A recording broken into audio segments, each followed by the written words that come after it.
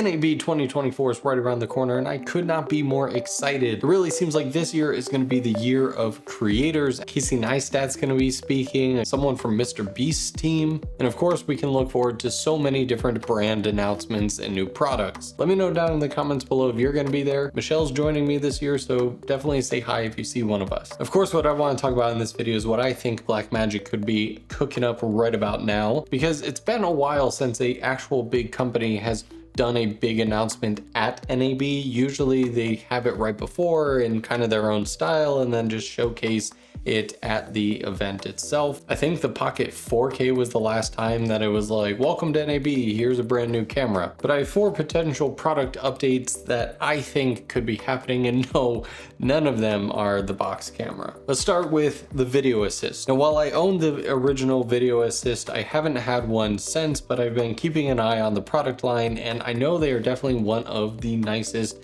video recording / monitors out there. It gives the ability to record B-roll to a good amount of non-Blackmagic cameras. And if you've ever used B-roll as a codec, you know why that's so cool. But I think there is a huge room for an upgrade here with the whole camera to cloud situation going on. Not only do we have the other leading competitor of Atomos, who has been doing camera to cloud for at least the past 2 years or so in their monitors, and they're going full steam ahead into it.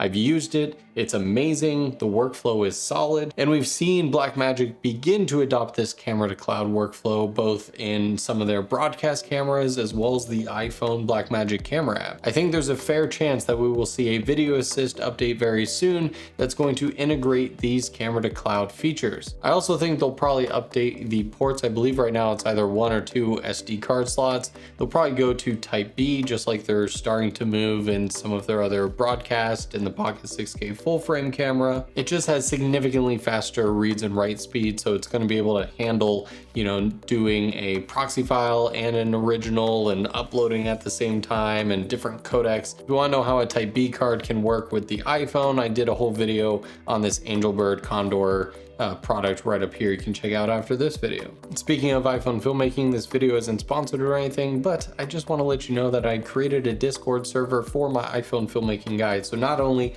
can you level up your iPhone filmmaking, learn everything you need to know to take advantage of your phone camera, but now you can also jump into conversations between me and everyone else in the group. It's been so cool to connect with you all directly, so definitely check out the link in the description if you want to learn more. While we're on the note of the Blackmagic Camera App, it has been a while since an update. Let me actually check here. And so the last time it updated was 3 months ago in January. So personally, I think we are due for a pretty decent update to the Blackmagic Camera App. It's instantly become a fan favorite for a lot of people, but as myself and a lot of others have pointed out, there's a fair amount of features that I think are missing. Most notably for me is the remote camera monitoring functionality. To me, this would make it the near perfect app. If I can use the Blackmagic Camera App on another phone or an iPad and use that as a remote monitor to see what I'm seeing on the phone would be greatly appreciated. So I really hope that a significant update like that is coming very soon, if not directly at NAB.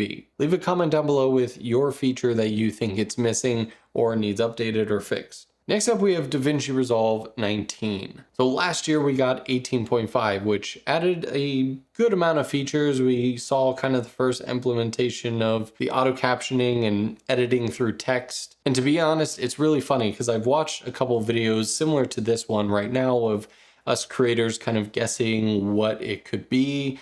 And I just got done watching Mr. 𝗦𝗨𝗙𝗙's video this morning where he kind of, you know, threw out some guesses as well, and I very much align with his. It's funny how the program is so good that there's not any like giant glaring holes. So that feels nice, but there's definitely ways that it can be improved. And obviously the big topic of conversation is around AI. Now, again, I don't want to steal his words from his video. Go check it out after this one. But Alex does talk about why he thinks generative fill and kind of the image created out of, you know, just kind of, well, not nothing, but source material from the internet isn't probably going to make it into DaVinci Resolve 19, at least in the way that we've seen before. I very much agree with his opinions as to why that won't be the case, but I do think we could see some more AI type features. Personally, the one I've been waiting for, which I honestly can't believe none of the major NLEs have directly implemented this. I've seen certain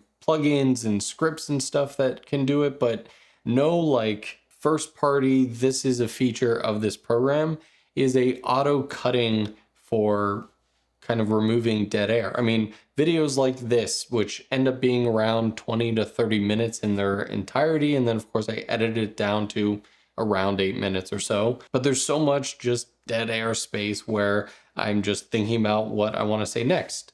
And so all those moments right now, obviously, I have to manually go in and kind of cut those out. And so it'd be really nice to be able to drop an A-roll clip in, right click on that singular clip and hit, cut out the dead spaces or whatever. And then instantly it would go from like a 30-minute raw clip to maybe a 14-minute clip that now I just have to kind of go through and see which takes were best and kind of trim it down from there, saving a ton of time. I know a feature like that would very much go against kind of the traditional filmmaking and editor because, in traditional narrative work, you're not going to want to remove every single breath from the audience. But I think enough content creation is happening out there where it definitely would make sense to have as an optional feature. But I know stuff like this is possible because a while ago I saw a viral video from a Premiere plugin or script that someone created for podcasts where you can input basically a multicam of like, hey, here's 3 cameras, 3 different people talking. And depending on who is talking, it will not only cut out all the dead space, but it will also change the camera depending on who is talking. If a random developer can make a script, program, plugin, whatever like that, why can't these huge companies implement features like that? It's not directly tied to DaVinci Resolve, but Blackmagic Cloud as a whole, I'd really like to see if they've had enough user base to be able to adjust their pricing for the cloud storage. It still is definitely, I'd say, probably the most expensive cloud storage of any provider of cloud storage out there. Right now, if you have one library and you want to pay for 500 gigs of storage, that's going to run you $20. On almost any other service, $20 is going to give you at least 1 or 2 terabytes. And when you're primarily working with large video files, even proxies, 500 gigs can go pretty quickly. All right, finally, I do want to talk about a camera that I think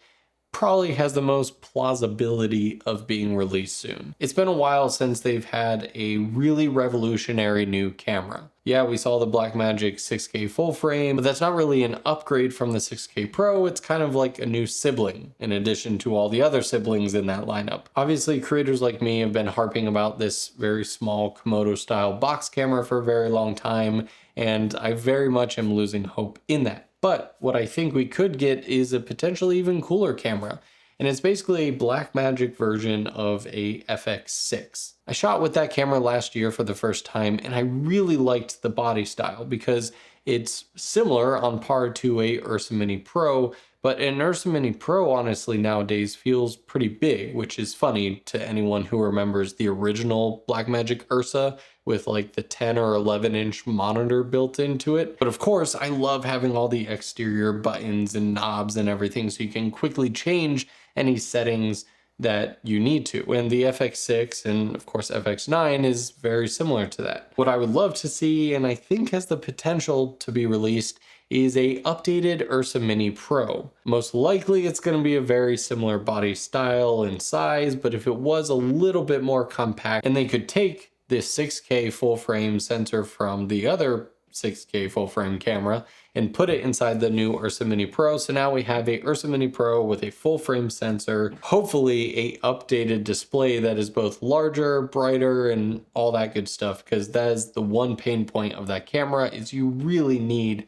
a external monitor. The built-in one doesn't rotate all the way, so you can't film yourself. It's quite small by today's standards, not incredibly bright.